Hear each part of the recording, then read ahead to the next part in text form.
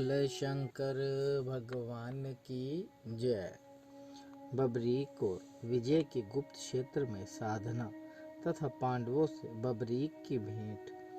तदनंतरन कामकंटकटा को घर पर ही छोड़कर बुद्धिमान घटोत्कच अपने पुत्र को साथ ले आकाश मार्ग से द्वारका को गया। वहां यादवों की सभा में पहुंचकर उसने उग्रसेन, वसुदेव, सात्यकी, अक्रूर, बलराम तथा श्री कृष्ण आदि प्रधान युद्ध वीरों को प्रणाम किया। पुत्र सहित घटोत्कच को अपने चरणों में पड़ा देख भगवान श्री कृष्ण ने उसको और उसके पुत्र को भी उठाकर छाती से लगा लिया और आशीर्वाद दे अपने समीप बैठाकर इस प्रकार पूछा, बेटा, कुरुवंश को बढ़ाने वाले राक्षस श्रेष्ठ, बतलाओ, तुम्हें सब ओर से कुशल तो होना? यहाँ किस लिए तुम्हारा आगमन हुआ है? घटोत्कच बोला, देव, आपके प्रसाद से मुझे सब ओर से कुशल ही है। आपकी बताई हुई स्त्री मोरवी के गर्भ से मेरे इस पुत्र का जन्म हुआ है। यह आपसे कुछ प्रश्न पूछेगा, उसे सुनिए, इसलिए मैं यहाँ आया हूँ। श्री भगवान ने कहा, बेटा मोरवे, तुम्हें जो जो पूछने की इच्छा हो सब पूछ लो। बबरीक बोला, आर्यदेव माधव, मैं मन, बुद्धि और समाधि के द्वारा आपको प्रणाम करके यह पूछता हूँ कि संसार में उत्पन्न हुए जीव का कल्याण किस साधन से होता है? कोई धर्म को कल्याणकारक कहते हैं तो कोई ऐश्वर्य दान को, कुछ लोग दम इंद्रिय संयम को, कोई तपस्या को, कोई द्रव्य को और कोई भोगों को तथा कोई मोक्ष को ही श्रेष्ठ मानते हैं। पुरुषोत्तम, इस प्रकार सैकड़ों श्रेयों में से किसी एक श्रेय को निश्चित करके बतलाइए जो मेरे इस कुल के लिए कल्याणकारी हो। श्री भगवान बोले, बेटा, प्रत्येक वर्ण के लिए पृथक पृथक उत्तम श्रेय बताया गया है। ब्राह्मणों के कल्याण का मूल है तप, इंद्रिय संयम तथा स्वाध्याय। मनीषी पुरुषों ने धर्म के स्वरूप का निरूपण भी ब्राह्मणों के लिए कल्याण की बात बताई है। क्षत्रियों के लिए सर्वप्रथम बल ही साध्य है, यह बात पहले ही बताई गई है।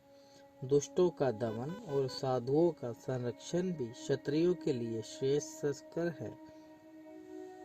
वैश्यों के श्रेय का साधन है पशुपालन और कृषि विज्ञान। शूद्र के लिए द्विजों के सेवा ही श्रेयस्कर है। उसके द्वारा जीवन निर्वाह करने वाला शूद्र सुखी होता है, अथवा शूद्र भांति भांति के शिल्प कर्मों द्वारा जीविका चलावे और द्विजातियों के हित में लगा रहे। तुम क्षत्रिय कुल में उत्पन्न हो, अतः अपना कर्तव्य सुनो। पहले तुम ऐसे बालक के प्रति बल प्राप्ति करो और साधना करो जिसकी कहीं तुलना ना हो। फिर उस बल से दुष्टों का दमन और साधु पुरुषों का पालन करो। ऐसा करने से तुम्हें स्वर्ग लोक की प्राप्ति होगी। बेटा, देवियों की अत्यंत कृपा होने से ही बल प्राप्त होता है, इसलिए तुम बल प्राप्त करने के उद्देश्य से देवी की आराधना करो। बबरीक ने पूछा, प्रभु, मैं किस क्षेत्र में किस देवी की और कैसे आराधना करूं? उसके इस प्रकार पूछने पर भगवान दामोदर ने क्षण भर ध्यान करके कहा, महिसागर संगम तीर्थ में जो गुप्त क्षेत्र के नाम से विख्यात है, वहीं नारद जी द्वारा बुलाई हुई 9 दुर्गाएं निवास करती हैं। वहां जाकर उनकी आराधना करो। बबरीक ने ऐसा कहकर भगवान श्री कृष्ण से घटोत्कच से कहा, भीमनंदन, तुम्हारा यह पुत्र अत्यंत सुंदर हृदय वाला है, इसलिए मैंने इसे सुहृदय का दूसरा नाम प्रदान किया है। यो कहकर भगवान ने उसे छाती से लगा लिया और नाना प्रकार के धन से उसको संतुष्ट करके गुप्त क्षेत्र में जाने का आदेश दिया। तब भगवान श्री कृष्ण को अपने पिता घटोत्कच को और वहां बैठे हुए सब यादवों को प्रणाम करके उन सब की आज्ञा ले बबरीक गुप्त क्षेत्र को चला गया। घटोत्कच भी भगवान श्री कृष्ण से विदा ले अपने वन को गया और पुत्र के गुणों का स्मरण करता हुआ अपने राज्य का पालन करने लगा। तदनंतरन बुद्धिमान सुहृदय गुप्त क्षेत्र में रहकर प्रतिदिन कर्म के द्वारा पुष्प, धूप और नाना प्रकार के उपहारों से तीनों समय देवियों की पूजा करने लगा।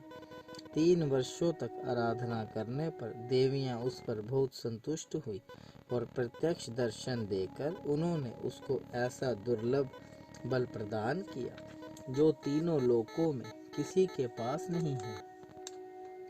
तत्पश्चात वे बोली, महाधूते, कुछ काल तक तुम यही निवास करो, फिर विजय की संगति पाकर तुम अधिक कल्याण के भागी होंगे।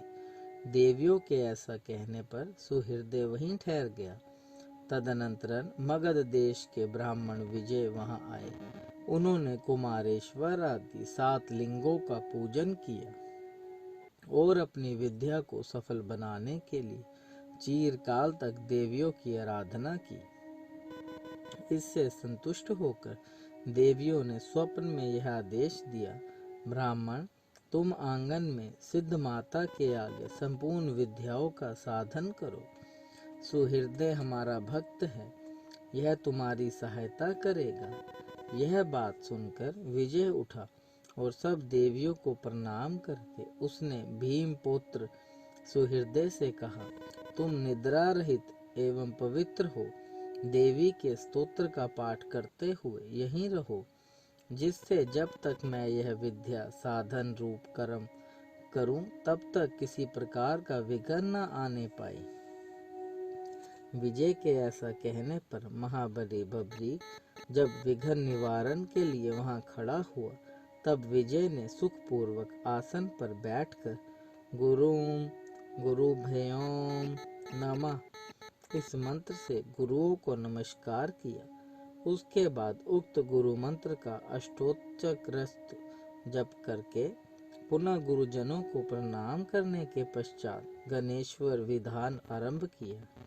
अब मैं गणपति के उस उत्तम मंत्र का वर्णन करता हूँ, जो बहुत छोटा होने पर भी समस्त कार्यों का साधक, महान प्रयोजन की प्राप्ति कराने वाला तथा सब प्रकार की सिद्धि देने वाला है। ओम गाम गिम गुम गेम गोम गम, यह 7 अक्षरों का मंत्र है। मंत्र का विनियोग वाक्य इस प्रकार है। इस गणपति मंत्र के गण नामक ऋषि विघ्नेश्वर देवता, गम बीज और ओम शक्ति है। पूजा, जप, तिलक, मनोरथ सिद्धि अथवा होम के लिए इसका विनियोग है। पूर्वोक्त मूल मंत्र से चंदन, गंध, पुष्प, धूप, दीप, नैवेद्य और तांबूल निवेदन करें। इसके बाद मूल मंत्र का जप करें। अष्टोत्तर शत सहस्त्र लक्ष अथवा कोटि बार यथाशक्ति जप करके दशांशन हवन के लिए अग्निदेव का आवाहन करें। आवाहन के पश्चात गम गणपतये स्वाहा इस मंत्र से गूगल की गोलियां द्वारा होम करें, जो इस प्रकार सब विघ्नों में इस उत्तम मंत्र का साधन करता है, उसके समस्त विघ्न नष्ट होते हैं और उसे मनोभीष्ट वस्तु की प्राप्ति हो जाती है। विजय भी इस गणेश्वर कल्प को जानते थे, अतः उन्होंने अष्टोत्तर शत जप करके गूगल की गुटियों का द्वारा दशासन आहुति दी और सिद्धि विनायक का पूजन किया। इसके बाद सिद्धांबिका को नमस्कार करके अपराजिता नामक वैष्णवी महाविद्या का साधन सहित जप किया, जिसके स्मरण मात्र से सब दुखों का नाश हो जाता है। विप्रवर, मैं उस विद्या का वर्णन करता हूँ, सुनो। ओम भगवान वासुदेव को नमस्कार है। सहस्त्र मस्तकों वाले भगवान अनंत को नमस्कार है, जो क्षीर समुद्र में शयन करते हैं। शेषनाग का विशाल शरीर जिनकी शया है, गरुड़ जिनका वाहन है, जो पीताम्बर धारण करते हैं। वासुदेव, संकर्षण, प्रद्युम्न और अनिरुद्ध ये चारों व्यूह जिनके स्वरूप हैं, जिन्होंने हयग्रीव रूप धारण किया है, उन्हीं भगवान विष्णु को नमस्कार है। नरसिंह, वामन, त्रिविक्रम तथा वरदायक राम, आपको नमस्कार है। विश्वरूप, बहुरूप, मधुसूदन, महावराह, महापुरुष, वैकुंठ, नारायण, पदानाथ, गोविंद, दामोदर, हर्षिकेश, समस्त असुरों का संहार करने वाले, संपूर्ण प्राणियों को अपने वश में रखने वाले, सब दुखों का नाश करने वाले, संपूर्ण विपत्तियों का भजन करने वाले, सब नागों का मान मर्दन करने वाले, सर्वदेव महेश्वर, सबका बंधन छुड़ाने वाले, सब शत्रुओं का संहार करने वाले, समस्त ज्वरों का नाश करने वाले, संपूर्ण ग्रहों का निवारण तथा सब पापों का क्षय करने वाले, भक्तजन आनंददायक जनार्दन, आपको नमस्कार है। आपके लिए भविष्य का भाग समर्पित है। जो साधक इस अपराजिता वैष्णवी महाविद्या का जप, पाठ, श्रवण, स्मरण, धारण और कीर्तन करता है, उसे वायु, अग्नि, वज्र, पत्थर, बिजली और वर्षा का भय नहीं प्राप्त होता। उसके लिए समुद्र से ग्रहों का तथा चोरों से भी भय नहीं रहता है। इस प्रकार विजय ने संयमशील होकर मन, बुद्धि और समाधि के द्वारा इस अपराजिता वैष्णवी महाविद्या का साधन आरंभ किया। जो बिना साधन के भी प्रतिदिन इस विद्या का पाठ करता है, उसके भी समस्त विघ्न नष्ट हो जाते हैं। विजय साधन में लगे थे। उस समय रात्रि के पहले पहर में एक राक्षसी ने विघ्न उपस्थित किया, किंतु बबरीक ने उस राक्षसी को भगा दिया। तत्पश्चात आधी रात में दूसरा विघ्न उपस्थित हुआ। बबरीक ने उसका भी निवारण कर दिया। तदनंतरन रेपलेंद्र नामक का एक दानव विजय की ओर दौड़ा। उसका शरीर 1 योजन लंबा था। उसके मस्तक और उदर 100 थे। वह अपने मुखों से अग्नि की बड़ी भारी ज्वाला उगलता हुआ आ रहा था। उसे दौड़कर आते देख महाबली बबरीक भी उसकी ओर वेग से आगे बढ़ा। दोनों बहुत देर तक स्थिरता पूर्वक युद्ध करते रहे। फिर बबरीक ने उसे भूमि पर गिराकर खूब रगड़ा और तब तक नहीं छोड़ा जब तक उसके प्राण नहीं निकल गए। मरने पर उसे अग्निकोण में महिसागर संगम के तट पर फेंक दिया। इस प्रकार उसका वध करके वीर बबरीक पुनः विजय की रक्षा के लिए खड़ा हो गया। तत्पश्चात तीसरे पहर में पश्चिम दिशा की ओर से एक राक्षसी आई, जो पर्वताकार दिखाई देती थी। वह बड़े जोर जोर से गर्जना करती और अपने पैरों की धमक से पृथ्वी को कंपाती हुई चलती थी। उसका नाम द्रुहा था। उसे आती देख सूर्य और अग्नि के समान तेजस्वी बबरीक बड़े वेग से उसके समीप पहुंचा। उसने हंसते हुए मार्ग रोक लिया और मुक्के से मारकर राक्षसी को धरती पर गिरा दिया। उसके बाद गला दबाकर मार डाला। उसे मारकर बबरीक पुनः रक्षा के लिए खड़ा हो गया। तदनंतरन चौथे पहर में एक अद्भुत नकली सन्यासी मूड मुड़ाए दिगंबर वेश में वहां आया। उसने बड़ा भारी व्रती होने का ढोंग रच रखा था। उसने आते ही कहा, हाय हाय, अरे भाई, यह तो बड़े कष्ट की बात है। अहिंसा ही परम धर्म है। तूने यह आग क्यों जला रखी है? आग में हवन करते समय सूक्ष्म जीवों का बड़ी भारी वध हो रहा है। उसकी यह बात सुनकर बबरीक ने हंसते हुए कहा, अग्नि में आहुति देने पर सब देवताओं की तृप्ति होती है। दुर्बुद्धि पापी, तू झूठ बोलता है, इसलिए दंड का पात्र है। यूं कहकर बबरीक सहसा उसके पास जाकर खड़ा हो गया और मुक्के से मार मार कर उसके सारे दांत गिरा दिए। वास्तव में वह एक दैत्य था क्षण भर में सचेत होने पर वह बबरीक के भय से भागा और एक गुफा के बिल में समा गया। बबरीक ने क्रोध में भरकर बड़े वेग से उसका पीछा किया, किंतु वह दैत्य वायु के समान वेग से दौड़ता पाताल में समा गया। 60 योजन विस्तृत बहुप्रभा नाम की नगरी में वह निवास करता था। बबरीक वहां भी उसके पीछे पीछे जा पहुंचा। उसे देखकर पलाशी नाम वाले दैत्यों में दौड़ो, मारो, काटो और फाड़ डालो आदि के रूप में महान कोलाहल मच गया। हल्ला सुनकर उन एक प्रकार के अस्त्र शस्त्र धारण किए 9 करोड़ भयानक दैत्य योद्धा वीर बबरीक पर टूट पड़े। इस प्रकार करोड़ों दैत्यों को देखकर घटोत्कच का पुत्र क्रोध से जल उठा। उसने किन्हीं को पैरों से, किन्हीं को भुजदंडों से और किन्हीं को छाती के धक्के से मार मार कर क्षण भर में यमलोक पहुंचा दिया।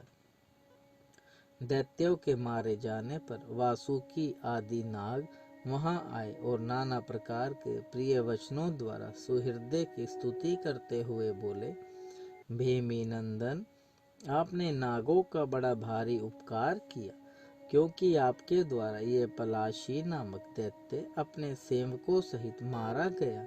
वीर, इस दुरात्मा ने अपने सेवकों की सहायता से भांति भांति के उपाय करके हम लोगों को पीड़ा दी और पाताल से भी नीचे कर दिया था। आज आप हम नागों से कोई मनोवांछित वर मांगो, हम सब आप पर प्रसन्न होकर वर देने को उत्सुक हैं। बबरीक बोला, नागगण, यदि मुझे वर देना है तो मैं यही मांगता हूँ कि विजय सब प्रकार के विघ्नों से मुक्त होकर सिद्धि प्राप्त कर ले। तब नागों ने प्रसन्न होकर कहा, बहुत अच्छा, ऐसा ही होगा। बबरीक नागों को वह दैत्यपुरी देखकर अनेक द्वारा उनके किए हुए सम्मान को वहां से वापस लौट गया। बिल के मनोहर मार्ग से लौटते समय उसने देखा कल्प वृक्ष के नीचे एक सर्वरत्नमय लिंग विराजमान है। उसका महान प्रकाश सब ओर फैल रहा है तथा बहुत सी नाग कन्याएं उसकी पूजा कर रही हैं। यह सब देखकर बबरीक को बड़ा विस्मय हुआ। उसने नाग कन्याओं से पूछा, सूर्य और अग्नि के समान तेजस्वी इस शिवलिंग की किसने स्थापना की है तथा इस शिवलिंग से चारों दिशाओं की ओर जो यह मार्ग गए हैं, इनका भी परिचय दो। वीर बबरीक का यह वचन सुनकर नाग कन्याओं ने सकुचाते हुए कहा, संपूर्ण नागों के राजा महात्मा शेष ने तपस्या करके यहाँ इस महाशिवलिंग को स्थापना की है। इसके दर्शन, स्पर्श, ध्यान और पूजन से यह सब सिद्धियों को देने वाला है। इस लिंग से पूर्व दिशा की ओर जाने वाला यह मार्ग भूलोक में श्री पर्वत को चला गया है। नागलोक सुविधा पूर्वक वहां तक पहुंच सके, इसके लिए इलापत्र नाग ने इस मार्ग का निर्माण किया है। दक्षिण से जाने वाला यह मार्ग पृथ्वी पर शुपार्क क्षेत्र में पहुंचता है।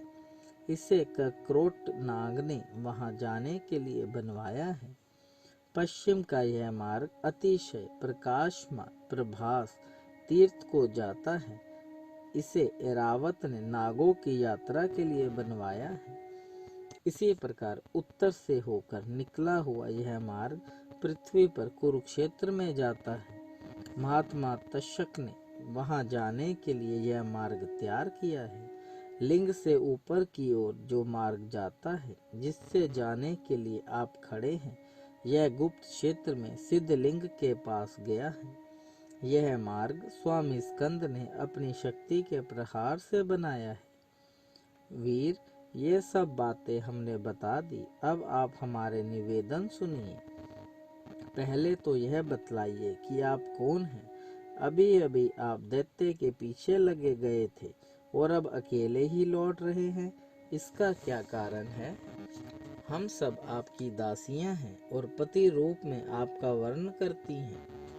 आप हमारे साथ यहाँ के विविध स्थानों में क्रीड़ा कीजिए। बबरीक ने कहा, देवियों, मेरा जन्म कुरुवंश में हुआ है। मैं पांडु नंदन भीमसेन का पुत्र हूँ। बबरीक मेरा नाम है। मैं उस दैत्य को मारने के लिए आया था। वह पापी दैत्य मारा गया, अतः अब पृथ्वी पर लौटा जा रहा हूँ। आप लोगों से किसी प्रकार मेरा कोई प्रयोजन नहीं है, क्योंकि मैंने सदा ब्रह्मचारी रहने का व्रत लिया है। यूं कहकर बबरीक ने उस शिवलिंग का पूजन और साष्टांगन प्रणाम किया। फिर उन सब कन्याओं के देखते देखते ऊपर के मार्ग से चल दिया। बिल से बाहर आकर उसने पूर्व दिशा के मुख को प्रकाश युक्त देखा। फिर बड़े हर्ष के साथ वह विजय से बोला। उस समय तक विजय अपना सब कार्य पूरा कर चुके थे। उन्होंने बबरीक से कहा, वीरेंद्र, तुम्हारे प्रसाद से मैंने अनुपम सिद्धि प्राप्त की है। तुम दीर्घ काल तक जियो, आनंद करो, दान दो और विजयी बनो। इसलिए साधु पुरुष साधुओं का ही संग करना चाहते हैं, क्योंकि सत्पुरुषों का संग सब दोषों को दूर करने की दवा है। मेरे होम कुंड में सिंदूर के समान लाल रंग का सात्विक एवं अत्यंत पवित्र भस्म है। उसे हाथ में भरकर ले लो।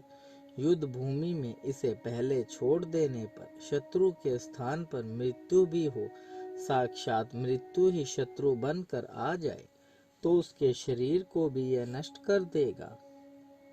इस प्रकार शत्रुओं पर तुम्हें सुखपूर्वक विजय प्राप्त होगी। बबरीक बोला, जो निष्काम भाव से किसी का उपकार करता है वही साधु कहलाता है। जो किसी वस्तु की इच्छा रखकर उपकार करता है उसकी साधुता में कौन गुण है। अतः यह भस्म किसी दूसरे को दे दीजिए, मेरा इससे कोई प्रयोजन नहीं है। मैं तो केवल आपका प्रसन्न मुख देखना चाहता हूँ, इसके सिवा और कुछ नहीं। तदनंतरन देवियों सहित देवताओं ने विजय का सम्मान करके उन्हें सिद्धेश्वर प्रदान किया और उनका नाम सिद्धसेन रखा। इस प्रकार विजय ने अत्यंत दुर्लभ सिद्धि प्राप्त कर ली। तत्पश्चात कुछ काल बीतने पर पांडव लोग जुए में हार गए और विभिन्न तीर्थों में घूमते हुए उस शुभ तीर्थ में भी स्नान के लिए आए, जहाँ चंडिका देवी का दर्शन करके मार्ग के थके मांदे होने के कारण कहीं बैठ गए। पांचों पांडवों के साथ द्रौपदी भी थी। यह समय चंडिका का गण भी वहीं विराजमान था। बबरीक ने वहां पधारे हुए पांडव वीरों को देखा, परंतु वह उन्हें पहचानता नहीं था। पांडव भी उसे नहीं पहचानते थे, क्योंकि जन्म से ही लेकर अब तक पांडवों के साथ उसकी भेंट ही नहीं हुई थी। पांडवों ने अपनी गठरी आदि वहीं खोल दी और प्यास से पीड़ित होकर जल की ओर देखा। तब भीमसेन कुंड में पानी पीने के लिए घुसे। उस समय युधिष्ठिर ने उनसे कहा, भीमसेन, तुम कुंड से पानी निकाल कर बाहर ही हाथ पैर धो लो, उसके बाद जल पीना, अन्यथा तुम्हें बड़ा दोष लगेगा। भीमसेन के नेत्र प्यास से व्याकुल हो रहे थे। उन्होंने युधिष्ठिर की बातें बिना सुने ही जल पीने की इच्छा से कुंड में प्रवेश किया। जल देखकर उन्होंने वहीं पीने का निश्चय किया और शुद्धि के लिए मुख, दोनों हाथ और पैर भी धोए। भीमसेन जब इस प्रकार पैर धो रहे थे, उस समय सुहृदय ने ऊपर से यह सत्य वचन कहा, ओ दुर्मते, तुम यह क्या कर रहे हो? तुम्हारा विचार तो बड़ा पापपूर्ण है। अहो, तुम देवी के कुंड में हाथ पैर और मुंह धो रहे हो। मैं देवी को सदा इसी जल से स्नान कराता हूँ। मल से दूषित जल को तो मनुष्य भी नहीं छूते, फिर देवता इसका स्पर्श कैसे कर सकते हैं? जब तुम इतने बड़े मूढ़ हो, तब तीर्थों में क्यों घूम रहे हो? भीमसेन ने कहा, क्रूर राक्षसधाम, तू क्यों ऐसी कठोर बातें कहता है? जल का दूसरा उपयोग ही क्या है? वह प्राणियों के भोग के लिए ही तो है। बड़े बड़े मुनीश्वरों ने भी तीर्थों में स्नान का विधान किया है। अंगों को धोना ही तो स्नान कहा गया है। फिर तू मेरी निंदा क्यों करता है? यदि स्नान और अंग प्रक्षालन न किया जाए तो धर्मात्मा पुरुष किसके लिए पूर्त धर्म का अनुष्ठान करते हैं? क्यों बावड़ी, कूप और तड़ाग आदि बनवाते हैं? सुहृदय बोला, निसंदेह तुम्हारा यह कथन सत्य है कि मुख्य मुख्य तीर्थों में स्नान करना चाहिए, ऐसी विधि है भी, परंतु जो नदी आदि चर तीर्थ है जिनके जल बहते रहते हैं, उन्हीं में भीतर प्रवेश करके स्नान करना चाहिए। कूप, सरोवर आदि स्थावर तीर्थों में तो बाहर खड़े होकर ही स्नान आदि करना उचित है। स्थावर तीर्थों में भी वही भीतर प्रवेश करके स्नान करने का विधान है। जहाँ भक्त पुरुष देवता को स्नान कराने के लिए जल ना लेते हों तथा जो सरोवर देव स्थान से 100 हाथ से भी अधिक दूर बनाया गया हो, उसके भीतर प्रवेश करने का भी यह एक क्रम है कि पहले बाहर ही दोनों पैर हाथ धोकर फिर कुंड में स्नान किया जाए, अन्यथा दोष बताया गया है। क्या तुमने ब्रह्मा जी का कहा हुआ यह श्लोक नहीं सुना है? जो जल में मल, मूत्र, विष्ठा, कफ, थूक और कुल्ला छोड़ते हैं वह ब्रह्म हत्यारों के समान है। इसलिए ओ दुराचारी, तुम शीघ्र जल से बाहर निकल आओ। यदि तुम्हारी इंद्रियां तुम्हारे काबू में नहीं है तो तुम तीर्थों में किस लिए घूमते हो? नादान, जिसके हाथ, पैर और मन भली भांति संयम में हो और जिसके द्वारा समस्त क्रियाएं निर्विराकार भाव से की जाती हों, वही तीर्थ का फल पाता है। मनुष्य पुण्य कर्म के द्वारा यदि 2 घड़ी भी जीवित रहे तो वह उत्तम है, परंतु उभय लोक विरोधी पाप कर्म के स्थान के बाद एक साथ एक कल्प की भी आयु मिले तो उसे ना स्वीकार करे। भीमसेन बोले, कौवे की तरह तेरी काय काय की कर्कश ध्वनि ने मेरे तो कान बहरे हो गए। अब तू अपनी इच्छा के अनुसार यहाँ विलाप कर या चिंता के मारे सूख जा, मैं तो जल पीकर ही रहूंगा। सुहृदय ने कहा, मैं धर्म की रक्षा करने वाला क्षत्रियों के कुल में उत्पन्न हुआ हूँ, अतः किसी प्रकार भी तुम्हें पाप ना करने दूंगा। तुम्हारे इस कुंड से तो तुम शीघ्र ही बाहर निकल आओ, नहीं तो इन ईंटों के टुकड़ों से तुम्हारा मस्तक चूर चूर कर दूंगा। यों कहकर बबरीक ने ईंटें उठा लिए और भीम के मस्तक को लक्ष्य करके फेंकने आरंभ किया। भीमसेन ने उसके प्रहार को बचाकर उछले और सरोवर से बाहर आ गए। फिर तो दोनों भयंकर पराक्रमी वीर एक दूसरे को भुनकते हुए आपस में गुथ गए। दोनों ही युद्ध विद्या में पारंगत थे, अतः अपनी विशाल भुजाओं से युद्ध करने लगे। 2 ही घड़ी में उस राक्षस के सामने पांडव भीमसेन दुर्बल पड़ने लगे। अंत में बबरीक ने भीमसेन को उठा लिया और जल में फेंकने के लिए समुद्र की ओर चल दिया। समुद्र के किनारे पहुंचने पर भगवान शंकर ने आकाश में स्थित हो बबरीक से कहा, राक्षसों में श्रेष्ठ महाबली बबरीक, ये भरत कुल के रतन और तुम्हारे पितामह भीमसेन हैं, इन्हें छोड़ दो।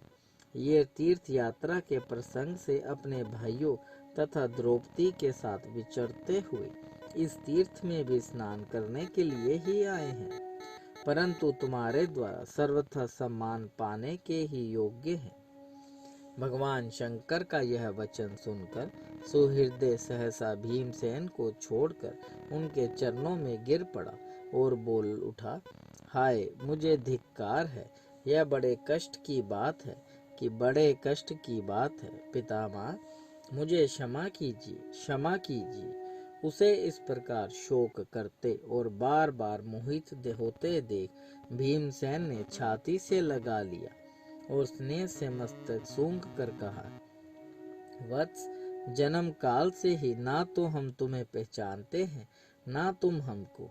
केवल घटोत्कच तथा भगवान श्री कृष्ण से यह सुन रखा है कि तुम इसी तीर्थ में निवास करते हो, किंतु यह सब बात भी हमें भूल गई थी, क्योंकि जो लोग अनेक प्रकार के दुखों से दुखी और मोहित होते हैं, उनकी सारी स्मरण शक्ति नष्ट हो जाती है। अतः हम पर जो यह दुख आया है, वह सब काल की प्रेरणा से प्राप्त हुआ है। बेटा, तुम शोक ना करो, तुम्हारा इसमें तनिक भी दोष नहीं है, क्योंकि कुमार्ग पर चलने वाला कोई भी क्यों न हो, क्षत्रिय के लिए दंडनीय ही है।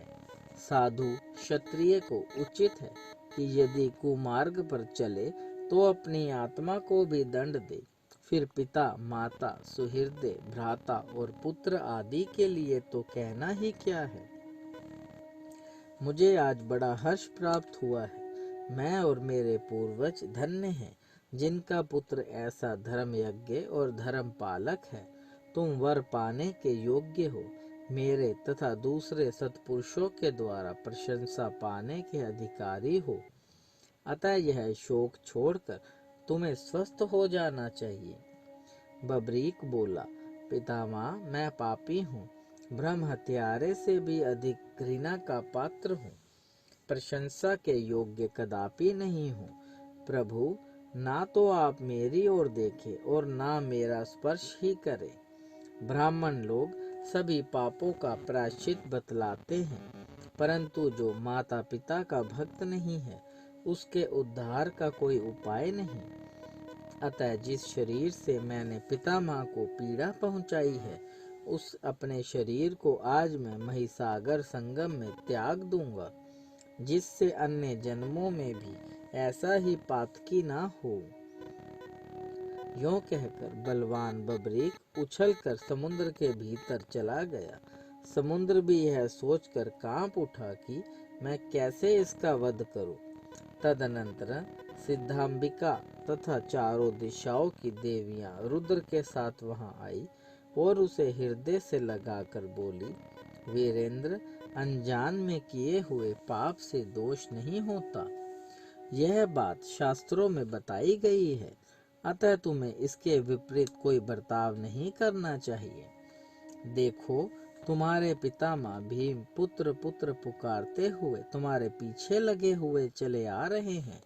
तुम्हारी मृत्यु हो जाने पर वे स्वयं भी प्राण त्याग देने को उत्सुक हैं। वीर, यदि इस समय तुम शरीर छोड़ोगे तो भीमसेन भी शरीर को त्याग देंगे। उस दशा में तुम्हें बड़ा भारी पातक लगेगा। अतः महामते, तुम ऐसा जानकर अपने शरीर को धारण करो। थोड़े ही समय में देवकी नंदन श्री कृष्ण के हाथ से तुम्हारे शरीर का नाश होगा, ऐसा बताया गया है। वत्स, वे साक्षात भगवान विष्णु हैं और उनके हाथ से शरीर का नाश होना बहुत उत्तम मुक्तिदायक है।